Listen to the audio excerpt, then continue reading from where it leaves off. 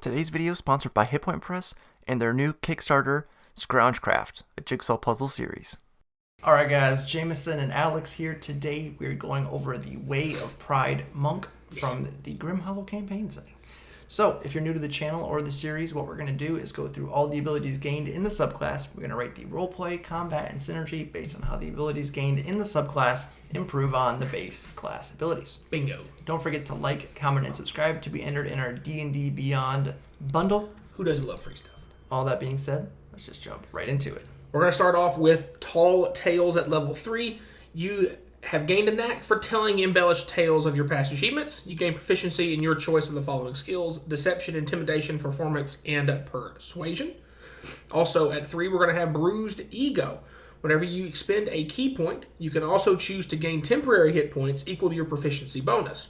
While your current hit points are equal to or less than half your maximum hit points, you can also add your wisdom modifier to the amount of temporary hit points gained. So ability works all the time, but it's more potent when you're below half health. That's going to be a trend. Level 3 also, we get Assertive Attacker.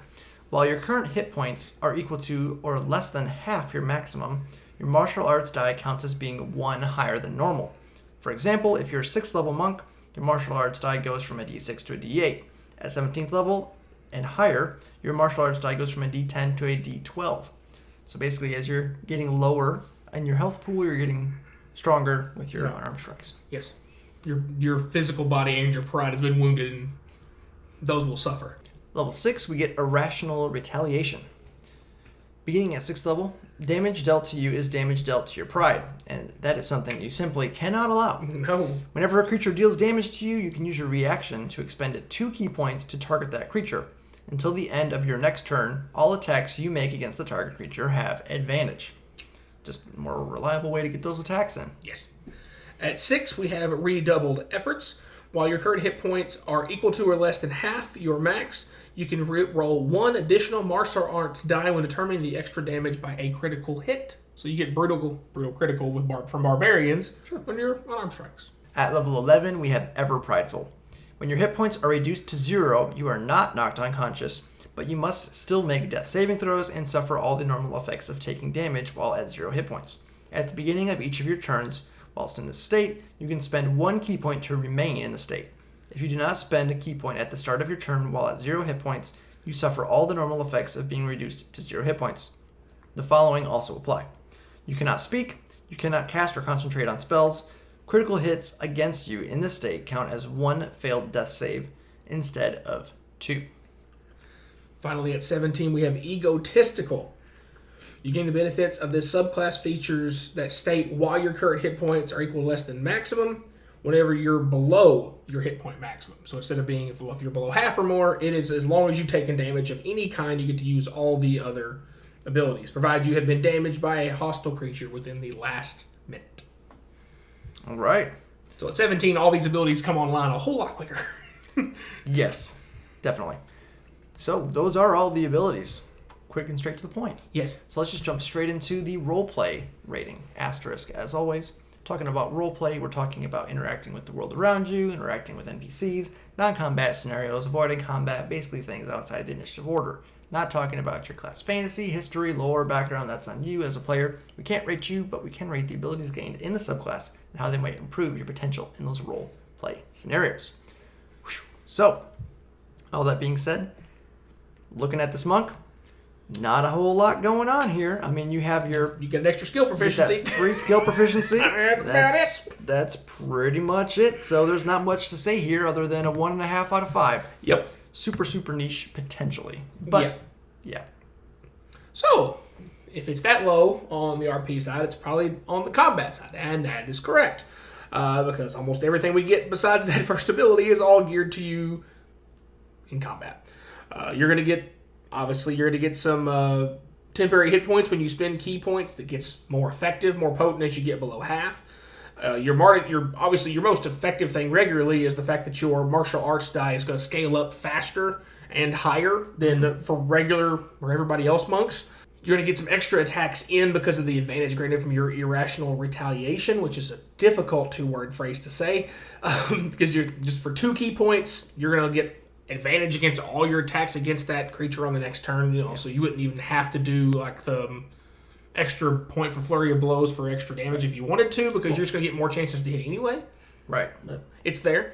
Brutal critical kind of thing. Like I said earlier, it's basically what it is. You're going to get your critical hits are going to do an extra damage dice instead of 2 die for damage. You're going to roll 3 for those, especially once your martial arts die is scaling up faster. That's going to feel really nice when you crit a D12. Yeah, and the nice thing is too, you're getting advantage on all of your attacks, so you're going to be hitting criticals more often. You'll be getting them twice as often as everybody else that doesn't have extra chances to reckless attack. Reckless attack, or champion fighters that have just increased critical chance.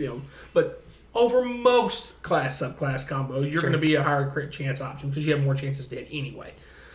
And then, of course, Ever Prideful, another one, kind of a modified. It's kind of like Zealot Barbarian, yeah, but not quite as good because you can die. Yeah, you don't show, like, people wouldn't know because you don't look like you're dying. You just look like you're normal. Yeah, you just can't talk. Yeah, or whatever. Or casting spells. I mean, you're a monk. You're not gonna really unless you multi-class. You've multi-classed, obviously. Yeah, but you still you still take your 3 hits. You're dead. Yeah. Like, you can still die. It's just people might not know that you're that close to death. Yeah.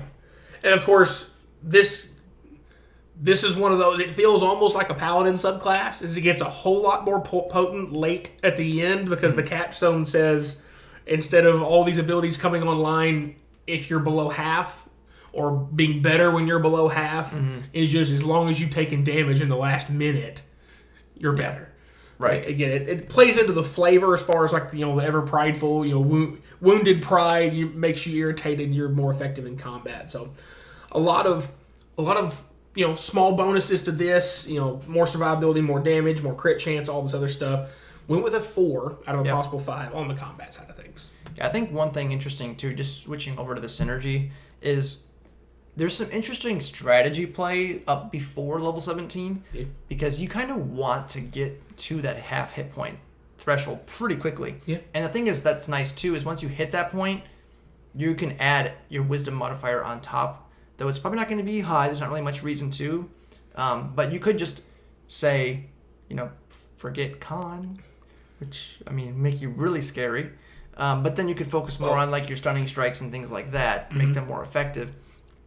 But you do get that temp HP for free, basically, because you're going to be using your key points anyway. So just that free temp HP is never going to be bad. Yeah, I would be tempted to use at least like flurry of blows every time I don't have temp HP. Like if I got hit previous turn, I'm going to use it just so I get the temp HP back. Sure, it's just one key point. Yeah, that's the thing too. Is like if you forget, monks have patient defense. You could go patient defense, and then you get temp HP and disadvantage on attacks against you. So you actually do have some pretty solid survivability that can come into play with that. And you have evasion as well. Right. Monks are later more, on, but yes. Yeah, you get evasion, but you got more survivability than you think you do, I guess. Right. Especially with this subclass option. And just getting those free temp HP every single turn, that's going to be. Eventually you're getting 6 plus your wisdom mods. You're talking like maybe 10, maybe 8 to 10ish. Temp HP a turn potentially. Yeah, if you wanted it, yeah. That's several levels of spell slots to get that kind of stuff on a consistent basis that you're getting as well. So it's a pretty solid defensive option.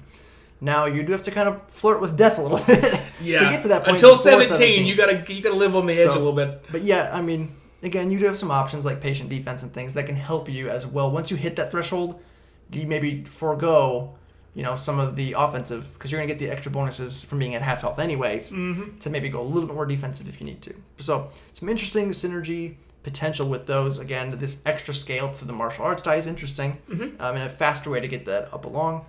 And, of course, you get several ways to expend key points new to you. But none of them are expensive, is the other thing. So you would not feel pained to use your subclass features, or you would be missing out on your base class, because, again, Stunning Strike is a fantastic base class ability, and Flurry of Blows is fine, because it's always just an extra punch and a kick or whatever. That's always good. Right. None of these abilities cost more than 2 at any point in time, so you can feel free to fire these suckers off left and right, and you're going to get them back on a short rest anyway.